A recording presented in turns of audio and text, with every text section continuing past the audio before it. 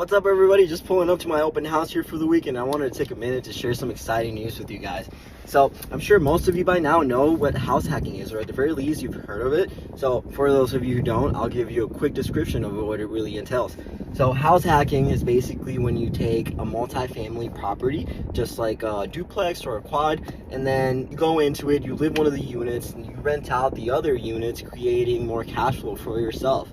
Now eventually you can get out of that unit, move somewhere nicer, then rent out the one you were living in, and even create more cash flow. So house hacking part actually takes place in the fact that whenever you're actually applying for the loan, because right about now I know some of you might be thinking, well, Christian, I can't even qualify for a loan for a tiny house, let alone a multi-family property.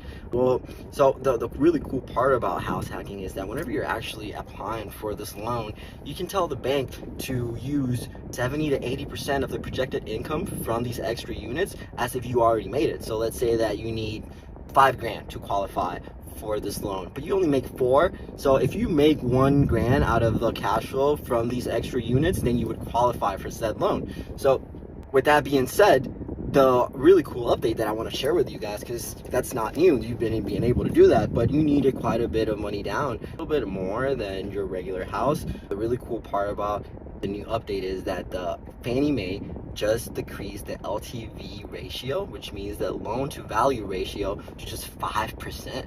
Now, just for a frame of reference, this means that if the multifamily property costs $100,000, then you only need $5,000 as a down payment to get into this deal.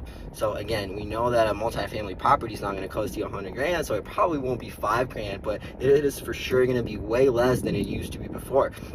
This might be just a sign that some of you renters might have been looking for in order to actually stop paying your landlord's equity and start building your own. So if you have any questions about this, or you need any guidance whatsoever, I'm here to help you. Let's start building some equity. Let's start increasing your net worth.